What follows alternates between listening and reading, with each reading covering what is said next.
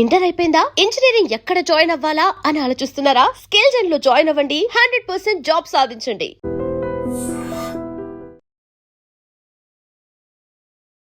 నమస్కారం, welcome to I dream. ధర్మ మార్గం విత్ విజిత కార్యక్రమానికి స్వాగతం.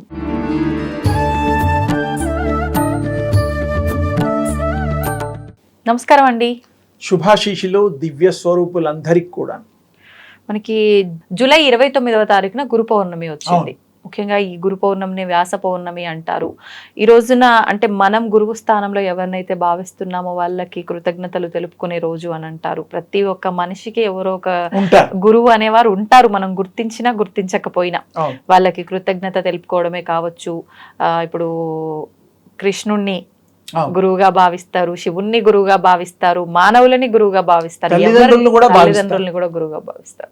సరే, ఎవరిని ఎలా భావించినా ఈ గురు పౌర్ణమి పర్పస్ ఏంటి అసలు? అంటే మేమందరం అనుకునేది, ఇప్పుడు నేను ఏదైతే చెప్పానో వీళ్ళంతా గురువులు, వాళ్ళ విషయంలో మనం కృతజ్ఞతతో ఉండాలని మాత్రమే తెలుసు.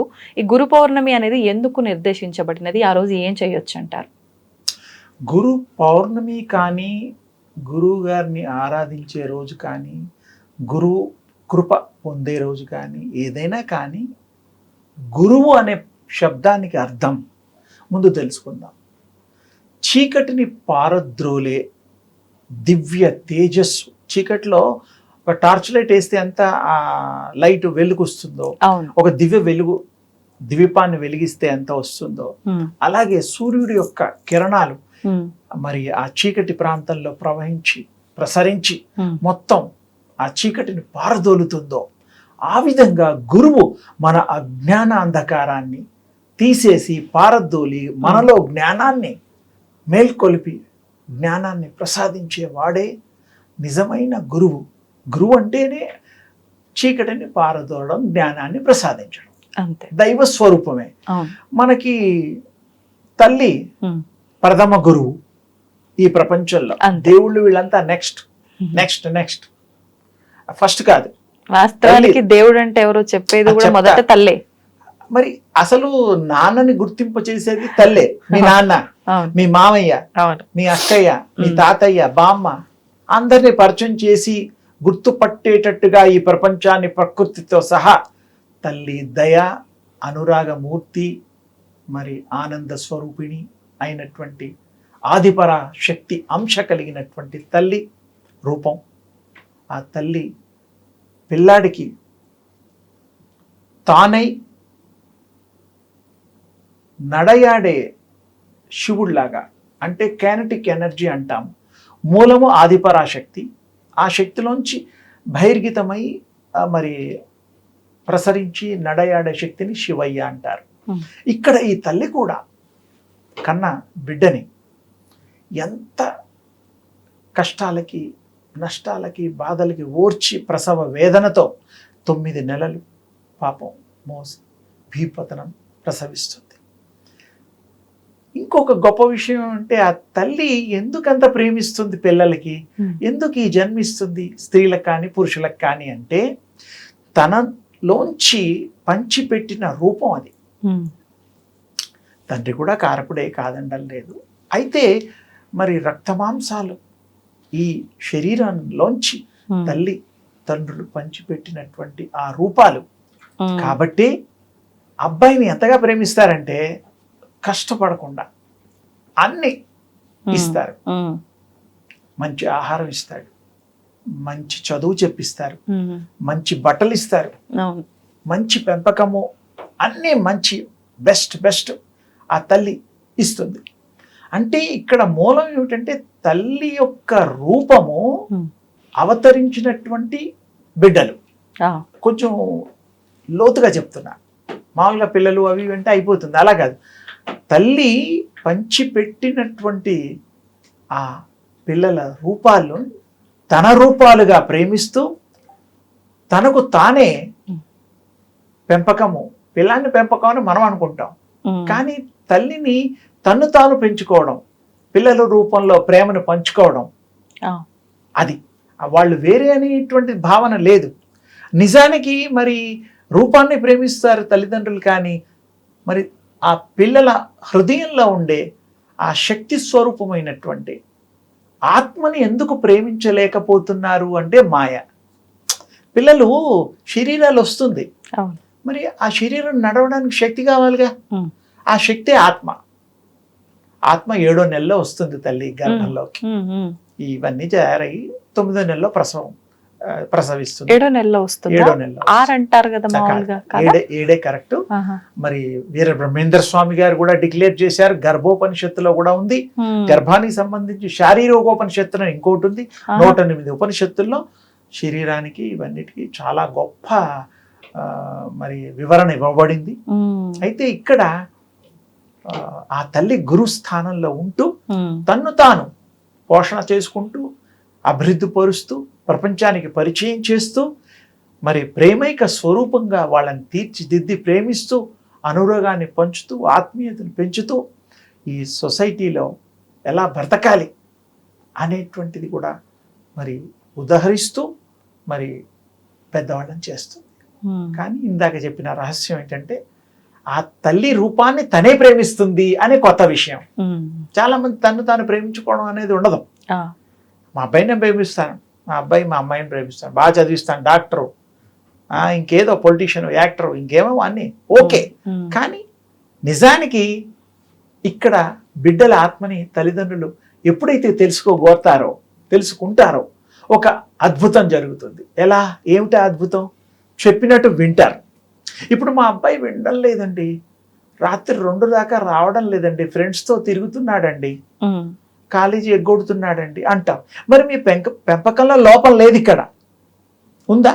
ఏ తల్లిదండ్రులు పిల్లల్ని పాడైపోమనరుగా, మంచిగానే ఉంటారు, మంచి స్నేహితుల్నే వాళ్ళకి పరిచయం చేస్తారు, అన్నీ మంచివే బెస్టే చేస్తాం. అయినా సరే పిల్లలు వినడం లేదు, మనం ఇంత మంచి అవకాశాలు ఇచ్చినా అంటే ఆ ఆత్మ వేరు. కాబట్టి ఆత్మ పూర్వజన్మ సుకృతం చేత ఈ తల్లి గర్భంలో రావడం, జన్మను తీసుకోవడం, మరి పెరగడం, దానికంటూ ఒక ఐడెంటిటీ ఉండడం. తల్లిని ప్రేమిస్తారు, గౌరవిస్తారు, కానీ మాట కొన్ని వింటారు, కొన్ని వినరు. ఆ మొత్తం ఎందుకు వినరండి? అమ్మే ఈ తల్లి మూలం అయినప్పుడు మరి అన్నీ మరి తల్లి చెప్పినట్టు వింటారు. ఓ కోట్లో కొంతమంది, చాలామంది 50-50. మనం సత్యం అది. అందుకని తల్లి గురువు, ప్రథమ గురు తండ్రి కూడా. ఆచార్య దేవో భవ, అతిథి దేవో భవ అని కూడా మన వాళ్ళు చెప్తారు. అతిథులను కూడా మనం దేవుడితో సమానంగా చూస్తాం. మరి మాతృదేవో భవ తల్లి, పితృదేవో భవ అని మనం పెద్దవాళ్ళు మన వాళ్ళు పూర్వం నుంచి ఆచరణలో ఉంది. అందుకని అవన్నీ సత్యమే. ఇక్కడ ఈ భగవంతుడి యొక్క దీనికి వచ్చేసరికి మీకు జ్ఞానబోధ చేసేవాడు, భగవంతుడి యొక్క సాక్షాత్కారాన్ని చూపించే శక్తి కలిగిన వాడు గురువు.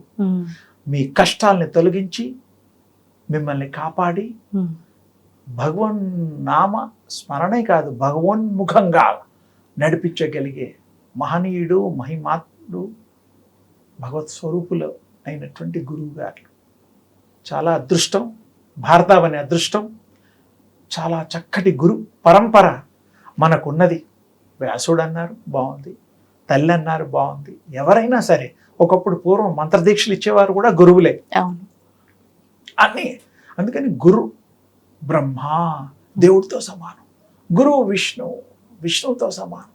ఆయన జ్ఞానాన్ని ప్రసాదించే వాళ్ళు భగవంతుడితో సమానం, తల్లితో సమానం అని మన పూర్వీకులు చెప్పినటువంటి మహా దైవ అద్భుత వాక్యాలను మనం అనుసరిస్తూ మనం ఆ విషయాల్ని ఆకళింపు చేసుకుంటూ మనతో పాటు భావి తరాలకు అందిస్తూ ఈ గురు పరంపరని మనం కొనసాగిస్తూ గురువు గొప్పతనాన్ని, గురువు యొక్క విశేషతని, ఆ దైవ అనుగ్రహానికి పాత్రత కోరే శిష్యులందరికీ కూడా గురువు మరి కారణ జన్ములు అయి ఉన్న మనకి ఆ గురు పరంపర అర్థమవుతుంది. మనం అంతా కారణ జన్ములమే.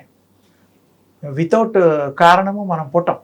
పర్పస్, మనం ఒక పర్పస్లో వస్తాం. రాముడు కృష్ణుడు కాదు, కృష్ణుడు రాముడు కాదు, బలరాముడు కాదు అని కాదు, మరొక పర్పస్లో వచ్చారు, అవి చేశారు. అమ్మవార్లు, అయ్యవార్లు, దుర్గా, శివ, వీళ్ళందరూ కూడా ఒక పర్పస్ఫుల్లీ మానవులను ఉద్ధరించేటువంటిగా ఆ బాటలో తన బిడ్డలు పిల్లలమే, వాళ్ళు సృష్టించిన వాళ్ళమే మనం. ఏది ఏమైనా పౌర్ణమి రోజు ఆ పున్నమి ఎంత ప్రకాశిస్తుందో అంత ప్రకాశాన్ని మన హృదయంలో నింపేయడానికి, ఇవ్వడానికి గురువు అనుగ్రహం చాలా అవసరం. గురువు మనని ఇస్తాడు. మనం ఆ దారిలో చేయి పట్టుకొని, చిన్నపిల్లల్ని చేతులు పట్టుకొని తల్లిదండ్రులు నడిపించినట్టుగా, బాట చూపించినట్టుగా, నడక నేర్పినట్టుగా గురువు కూడా ఆధ్యాత్మిక ప్రపంచంలో మనని నడిపిస్తారు. ఆ భక్తి భావంలో ఓలలాడిస్తాడు, తేలలాడిస్తాడు. ధన్యులం మనమంతా. గురు పౌర్ణమి రోజు మన తల్లిని గౌరవిస్తాం, మనకి మంత్రదీక్షలు, మంత్రోపాసన ఇచ్చిన వాళ్ళని మన ఆ భగవంతుడు రూపాలుగా భావిస్తూ ఆ యొక్క కరుణ కటాక్షాలని పొందుతూ మనం ధన్యులం అవ్వాలని, అవుతామని, ఆ ఉద్దేశంతో మనం సంచరించాలని నా యొక్క వారందరికీ కూడా దివ్యాశిషులు. ధన్యవాదాలండి.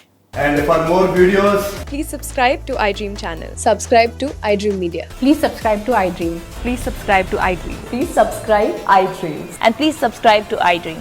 For more videos, subscribe to iDream. please like, share and subscribe to the channel. Congratulations, iDream.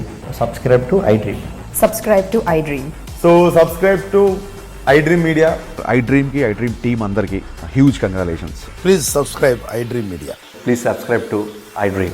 Subscribe iDream. Please subscribe to iDream. iDream అంటే నా కళల ఛానల్ను సబ్స్క్రైబ్ చేసుకున్న నోరు తిరుగుతలేదు. మీరైతే గంట గుర్తు కొట్టండి. For more such videos, please subscribe to iDream. Subscribe to iDream. Please subscribe to iDream. Please subscribe iDream Media. Please do subscribe to iDream. Please subscribe to iDream Media. For best entertainment and information, please subscribe iDream. And don't forget to subscribe to iDream.